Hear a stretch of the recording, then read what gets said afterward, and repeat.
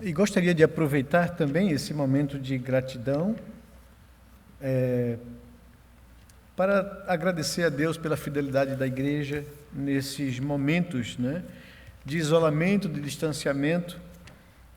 Nós temos muitas responsabilidades, todos os anos nós prestamos contas à igreja em assembleia de como esse dinheiro foi utilizado e apresentamos um orçamento, né, para o ano seguinte, e é um orçamento bem pesado pelos investimentos que a gente tem em missões, em plantação de igrejas, no socorro a necessitados, no sustento da obra de Deus. E a igreja, ainda que não se reunindo presencialmente, né, nesse período todo de pandemia, foi fiel e não deixou a peteca cair aqui, né? E o departamento financeiro da igreja agradece a fidelidade dos irmãos nesse aspecto e que Deus certamente estará abençoando muito a vida de vocês. E nós agradecemos a Deus por isso. Eu gostaria de pedir a vocês que abram a palavra de Deus no Evangelho segundo Marcos, no capítulo 4.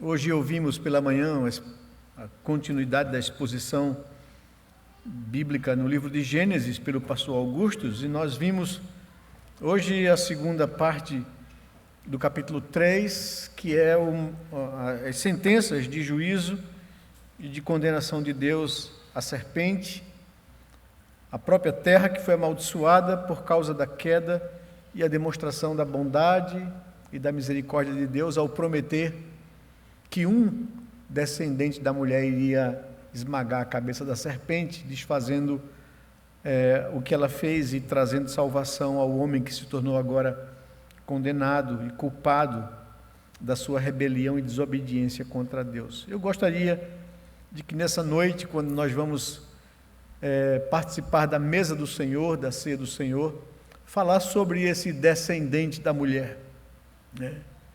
E para que nós conheçamos de fato quem é o nosso amado Redentor, quem é Jesus. E esse texto de Marcos capítulo 4, verso 35 ao verso 41, fala sobre aquela tempestade que tomou os discípulos de Jesus numa noite atravessando o mar da Galileia, e como o Senhor ordena a natureza que se aquiete, o mar que se aquiete e os ventos que se acalmem, e tudo ficou em bonança, em serenidade, e aquela atitude de Jesus testemunhada pelos discípulos trouxeram aos seus corações essa indagação: quem é este que até os ventos e o mar lhe obedecem? É sobre esse descendente de Jesus da mulher que nós gostaríamos de falar para vocês nessa noite. Vamos ao texto. Marcos capítulo 4, verso 35 ao verso 41. Nos diz assim a palavra de Deus: naquele dia, ao anoitecer, disse ele aos seus discípulos: vamos para o outro lado. Deixando a multidão, eles o levaram no barco, assim como estava. Outros barcos também o acompanhavam. Levantou-se um forte vendaval, e as ondas se lançavam sobre o barco, de forma que este ia se enchendo de água. Jesus estava na polpa, dormindo com a cabeça sobre um travesseiro. Os discípulos o acordaram e clamaram: Mestre, não te importas que morramos? Ele se levantou, repreendeu o vento e disse ao mar: aquiete-se, acalme-se. O vento se aquietou e fez-se completa bonança. Então perguntou a seus discípulos: por que vocês estão com tanto medo? Ainda não têm fé? Eles estavam apavorados e perguntavam uns aos outros: quem é este que até o vento e o mar lhe obedecem? Vamos orar ao Senhor, buscar a sua face mais uma vez. Pai amado, nós te louvamos de coração pelo privilégio que o Senhor nos concede de estarmos aqui nessa noite. nesses tempos difíceis que nós vivemos, nesses tempos de restrições e de impedimentos. Agradecemos porque podemos voltar a nos reunir, rever pessoas que nós não víamos há tanto tempo, poder juntos, ó Pai amado, celebrar a nossa salvação, cantar louvores ao Teu nome, manifestar a nossa gratidão, a nossa dependência do Senhor, nossa plena e completa confiança em Ti, Senhor Deus. Muito obrigado pelo privilégio de ouvirmos a Tua palavra, a exposição dela. Muito obrigado, Senhor Deus, porque podemos nos reunir novamente para Te bendizer o nome. Queremos clamar ao Senhor, que Tu nos fale ao coração nessa noite pelo Teu Espírito. Manifesta graça, Senhor Deus. Tu conheces cada pessoa que entrou aqui nesse lugar. Fala ao seu coração. Tu conheces as suas necessidades, o que cada um de nós precisamos da Tua parte. Manifesta a Tua bondade e glorifica o Teu nome em nossas vidas. Também aqueles que nos acompanham pela internet, que têm suas próprias necessidades, fale aos seus corações, meu Deus. Derrama graça e favor a essas pessoas que não podem estar junto conosco aqui. Onde estiverem, se perto, se longe, que a Tua graça os alcance. Com misericórdia é o que nós Te pedimos em oração, em nome de Jesus, Pai. Amém, Senhor Deus. Se você for observar o contexto que Marcos nos traz aqui e os demais evangelhos de Mateus e de Lucas, você vai perceber que esse acontecimento ocorreu após um dia muito intenso de atividades, ensinando e pregando às multidões, enfrentando a oposição de seus adversários. Jesus parece estar cansado e diz aos seus discípulos: vamos atravessar o mar da Galileia, o lago de Genezaré, e descansaremos na outra margem. Já era o final da tarde. Certamente eles enfrentariam a noite naquela travessia. Jesus estava de fato muito cansado, e a gente pode observar pelo texto, tanto que ele pega no sono, em meio até um mar que começa a estar revolto. Diz o texto que eles foram seguidos por outros barcos. Lá pelas tantas, uma grande tempestade atinge aquelas embarcações, a ponto daqueles experientes pescadores, porque vocês sabem bem, pelo menos 4 dos 12 discípulos que estavam aqui presentes eram homens do mar, conheciam o mar da Galileia com a palma das mãos, cresceram ali, aprenderam com seus pais, já enfrentaram muitas outras tempestades, e Pedro, Tiago, João e André eram pessoas experientes aqui, mas nem aqueles homens experientes deram conta daquela tempestade, daquela ventania que trazia ondas volumosas e altas, sacudindo água dentro da embarcação, e eles chegaram ao desespero. Após muitas tentativas frustradas de controlarem a situação, eles apelam para Jesus e o despertam do sono com essas palavras: Mestre, acorde, estamos para morrer, quase indo a pique. O Senhor não se importa com isso. O texto do Evangelho de Marcos aqui nos informa que Jesus despertou do sono e falou dando ordem aos ventos e ao mar, os repreendendo com essas palavras: o que é isso? Aquieta-te, acalma-te. Depois que ele acalmou a tempestade, que a coisa serenou, que houve bonança, ele se volta aos seus discípulos e lhes diz: por que sois assim tão amedrontados? Como é que, apesar de me conhecer, vocês não conseguem confiar? Essa é a palavra que ele trouxe aos seus discípulos após acalmar o mar. Os discípulos, tão admirados e atemorizados por tudo aquilo que viveram e por aquilo que presenciaram e viram, por aquilo que ouviram de Jesus, começaram a se perguntar entre si: quem é este que até o vento e o mar lhe obedecem? Vocês sabem que os discípulos não eram pessoas que tinham plena consciência de quem Jesus era no início da caminhada deles. Só no final é que eles vêm ter essa consciência, e mesmo com essa consciência, nós lemos aqui na liturgia do culto, que quando as mulheres foram surpreendidas com o sepulcro aberto, quando receberam a mensagem dos anjos dizendo: vocês não se lembram que ele disse que ia ressuscitar? Vocês não confiam nisso, na palavra dele? E elas se lembraram do ensino de Jesus. Saíram dali felizes e alegres da vida e foram correndo para informar aos demais discípulos, aos apóstolos, o que acontecera. E os apóstolos não acreditaram nelas, dizendo: essas mulheres estão delirando. Não é? Então, ainda que eles pudessem presenciar os milagres de Jesus, o ensino de Jesus, a piedade de Jesus, a vida de Jesus, que, como João mesmo testemunha, não é? Nós ficamos encantados porque o Verbo de Deus, a promessa, se fez carne e habitou entre nós, e nós vimos a sua glória, glória como o unigênito de Deus. Nós pegamos nele, nós andamos com ele, nós comemos com ele, mas apesar de tudo isso, o coração caído nosso, muitas vezes duvida, muitas vezes se toma de insegurança, de ansiedade, de medo, e deixa de confiar em Deus, e olha para as circunstâncias e tira os olhos daquele que é o autor da vida. E foi assim com seus discípulos, eles não tinham plena consciência ainda, a essa altura, de quem Jesus era, e ficaram admirados com aquela situação, e se perguntaram entre si: mas quem é este que dá ordem à natureza, e a natureza lhe atende? Quem é esse que repreende os ventos e o mar, e os ventos e o mar lhe obedecem? Quem é este?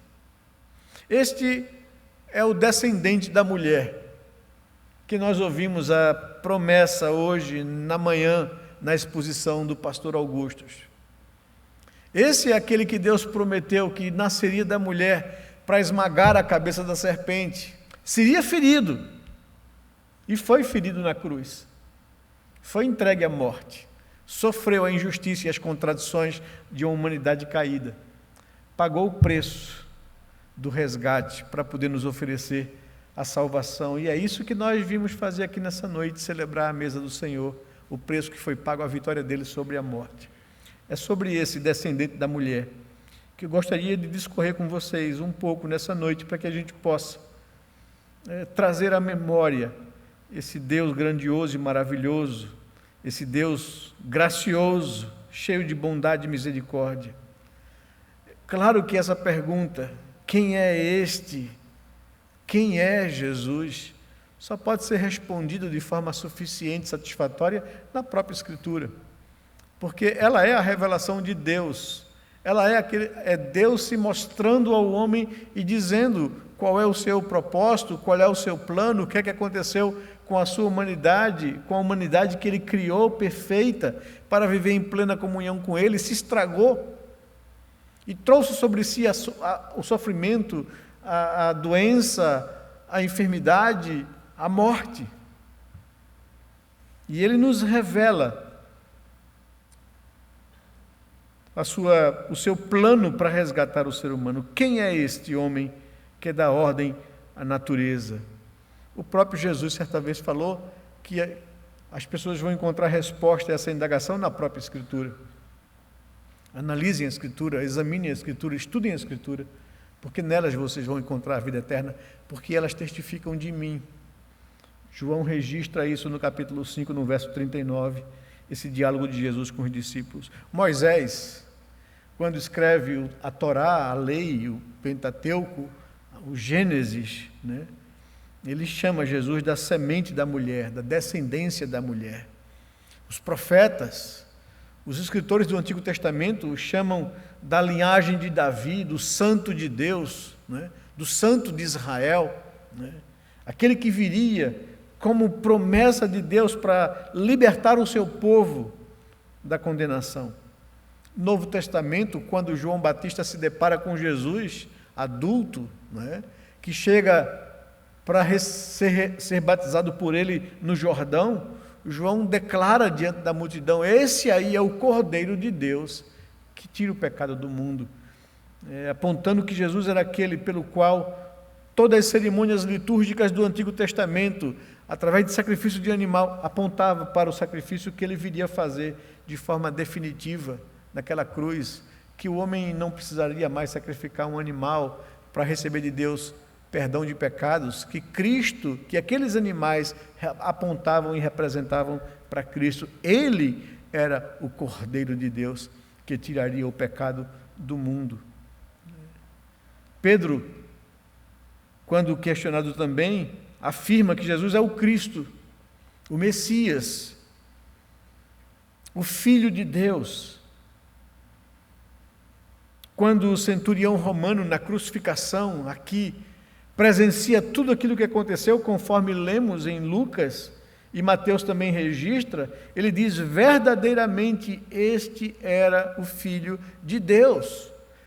Tal impacto e impressão que causou nele, até os próprios inimigos de Jesus, os samaritanos, inimigos dos judeus, afirmam que este é verdadeiramente o Salvador do mundo. Então, todas as pessoas que tiveram algum contato com Jesus foram impactados ou impressionados pela sua pessoa, pelo seu caráter, pela sua vida. E eles tiveram essa consciência: o Cordeiro de Deus, o Cristo, o Messias prometido, o Filho de Deus. Todos eles tiveram essa impressão e todos eles reconheceram isso. Quem é Jesus? O próprio Jesus responde a essas perguntas, dizendo que eu e o Pai somos um. Eu tenho a mesma natureza do Pai. Eu tenho a mesma essência de Deus. Eu sou Deus. É isso que ele declara. Ele declara noutra feita que eu sou o pão da vida, que o homem necessita. O homem tem fome de vida, fome espiritual, e eu sou aquele que posso saciar a sua fome. Eu sou a luz do mundo, que o homem anda em trevas, mas aquele que crê em mim não mais andará em trevas, porque eu sou a luz do mundo, é a declaração de Jesus. Ele declara, diante de uma situação de sepultamento e de morte, que eu sou a ressurreição e a vida. Quem crê em mim, ainda que morra fisicamente, viverá, apontando para a ressurreição futura daqueles que creem no Senhor. Quem é Jesus? O próprio Deus Pai. Certa feita, quando Jesus se apresenta diante de João para ser recebido ou batizado ali no Jordão, quando ele sai do batismo, o céu se abre e uma voz declara diante de toda a multidão: este é o meu Filho amado, em quem tenho prazer. O Pai declara isso. Ele é o Verbo de Deus que se fez carne e habitou entre nós, afirma o apóstolo João. Agora, o que é que o Filho de Deus veio fazer aqui? Por que é que Deus, nesse plano de resgate do ser humano, envia o seu Filho que assume forma humana e nasce de mulher? O que é que o Filho de Deus veio fazer aqui? E hoje pela manhã o pastor Augusto colocou muito bem que lá no Éden, lá quando o homem desobedece a Deus e iludido pela promessa de que ele se tornaria como Deus, ele se rebela e desobedece, comendo da árvore que Deus disse que não comesse. A morte se estabelece e o homem é rompido na sua relação com Deus, ele é separado de Deus, é tirado do jardim, da presença de Deus. Nós estamos, como humanidade, separados de Deus e herdamos isso dos nossos primeiros pais, mortos em delitos e pecados, numa palavra, no linguajar neotestamentário da carta de Paulo aos Romanos. Estamos mortos, em nossa própria condição de pecados. Por causa disso, morreremos fisicamente um dia, todos nós. E por causa disso, após a morte física, experimentaremos como humanidade a condenação eterna. Esse é o estado da humanidade, separados de Deus, mortos em delitos e pecados. Por causa disso, Deus enviou o seu Filho ao mundo. Deus Pai enviou o seu Filho ao mundo para salvar o homem, ou resgatá-lo dessa condição. É o que nos diz o apóstolo João, quando escreve no seu Evangelho, no capítulo 3, no verso 16 e 17, né? Ele disse que Deus amou o homem de maneira tal que deu o seu Filho, para que todo aquele que nele crê não pereça, não se perca, mas tenha vida eterna. Porque Deus enviou o seu Filho ao mundo não para condenar o mundo, mas para resgatar o homem, para salvar o homem da sua condição de condenado. Ele se entregou na cruz pelos nossos pecados e fez isso de forma voluntária. Ele levou sobre si os nossos pecados naquela cruz. Ele tomou sobre si a nossa culpa naquela cruz. É isso que significa a cruz, e é por isso que aquele que é Senhor da natureza se humilhou a ponto de assumir uma forma humana e se colocar debaixo da condição de um homem limitado para receber sobre si a culpa que era minha e sua. Deus não nos abandonou, Ele nos amou, é o que diz a palavra de Deus. E Deus prova esse amor pelo fato de ter dado o seu Filho naquela cruz por nós, afirma Paulo aos Romanos. Ele é o Cristo que nos conduz de volta a Deus, afirma o apóstolo Pedro quando escreve a sua primeira carta, no capítulo 3, no verso 18. Ele diz que Cristo sofreu por nós, o justo pelos injustos, para nos conduzir a Deus, mortos na carne, mas vivos em espírito. É esse Cristo que veio aqui para nos trazer a Deus. Ele venceu a morte e garantiu a nossa ressurreição. É a afirmação dele em João capítulo 11, diante do sepultamento de Lázaro: eu sou a ressurreição e a vida, quem crê em mim, ainda que morra, viverá. Essa é a promessa, isto é o Evangelho, esta é a mensagem que pregamos, é a mensagem da cruz. Trazemos ao mundo a esperança de que, mesmo sendo nós pessoas pecadoras e merecedoras de juízo, Deus nos amou a ponto de entregar o seu Filho por nós. E o que Ele requer de mim e de você? Diante da revelação dessa verdade, diante de Deus expor isso ao mundo, o que é que Ele espera do ser humano? O que é que Ele quer do ser humano ou requer do ser humano? Olhe comigo para o texto de Marcos capítulo 4, verso 40, o texto que a gente leu. E responda o que Jesus requer de seus discípulos quando acalma a multidão, a tempestade, quando acalma o mar. Ele pergunta aos seus discípulos, verso 40, por que vocês estão com tanto medo? Ainda não tendes fé? Vocês não conseguem crer em mim? Ele requer de mim e de você que a gente creia nele, que a gente confie nele. Nós cantamos um dos nossos hinos aí que trata dessa passagem bíblica, né? A morte, o mar, os ventos não podem afundar a nau que carrega o Salvador, né? Jesus tinha uma missão a cumprir, e não seria a tempestade, ou não seria as ondas, ou não seria aquela situação de temor que o eliminaria. Ele veio para a cruz, né? Então é isso que nós precisamos aprender, confiar em Deus nos momentos mais difíceis. E aqui eu gostaria de chamar a sua atenção e trazer essa realidade para a aplicação prática das nossas vidas. Eu sei que há muitas pessoas que adoeceram com esse isolamento.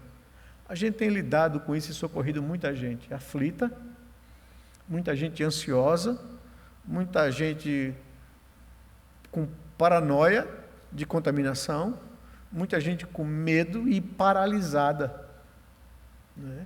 Não são poucas as pessoas que foram adoecidas com esse terror que se tocou no mundo. E eu digo a você, são nessas horas de dificuldade, são nessas horas de risco, de perigo, de ameaças de morte, que a gente precisa aprender a descansar o nosso coração no Senhor. E esse texto, essa narrativa dessa situação não está aqui por acaso. Deus quer nos chamar a atenção para observarmos que precisamos aplicar isso na nossa vida prática. diante de um enfrentamento, de uma ameaça de morte, nós não vivemos isso de forma inusitada. Quando estudamos a história da humanidade, nós percebemos que muitas pestes, muitas gripes, muitas situações dessas arrasaram continentes e países inteiros.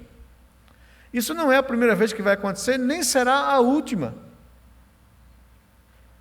E nós temos que aprender a colocar a nossa dependência, a nossa confiança, não em homens, não nas normas que governantes estabeleçam. Não é aí que está a minha segurança. Claro que nós temos que ser responsáveis com a nossa saúde, claro que nós temos que guardar e precaver contra o mal, mas a nossa esperança última está em Deus. É Ele que é o meu Senhor. E eu não posso me deixar adoecer pelo medo ou pela ansiedade, mas confiar no meu Deus. Na vida, muitas vezes somos assaltados por várias tempestades que nos assolam, nos impõem medo, nos causam pavor. Agora, se o Senhor do Universo não estiver conosco, certamente estaremos perdidos, sem qualquer esperança. No entanto, se você o conhece, se você estiver com Ele em sua vida, em sua intimidade, você estará seguro e pode gozar de paz em meio às tempestades. É isso que o texto quer nos chamar a atenção, para que a gente não se deixe ser tomado pelo medo. Confie no Senhor, creia no Senhor. A sua vida pertence a Deus. Nada pode tirar a sua vida sem o consentimento dEle. Os seus dias estão contados diante do seu Deus. Então, aquieta o coração no Senhor, descansa o coração no Senhor. Não se deixe ser tomado pelo medo ou ansiedade, mas confie em Deus.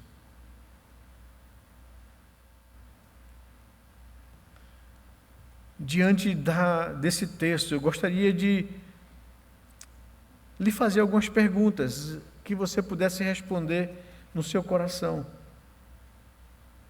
Você conhece de fato esse Jesus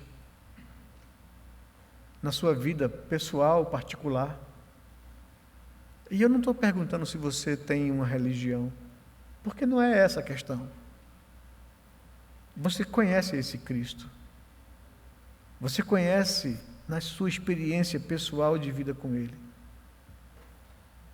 Você não quer recebê-lo em sua vida para que essa confiança e serenidade tome o seu coração? Nós estamos aqui nessa noite para apresentar essa mensagem na mesa do Senhor. Ele quer ser o seu Deus e o seu Senhor, mas você precisa conhecê-lo de forma pessoal e particular, não apenas de ouvir falar, mas experimentar o seu amor em sua vida. Ele cuida dos seus. Ele é um Deus que tem cuidado de nós. Por isso, os apóstolos nos orientam: lance sobre Deus toda a sua ansiedade, porque Ele tem cuidado de vocês. Naquela ocasião havia muitos outros barcos. O texto nos diz isso. Ele estava no barco daqueles discípulos. Ele quer estar no barco da sua vida, mas você precisa convidá-lo a entrar e a fazer parte. Você precisa entregar a sua vida a Ele.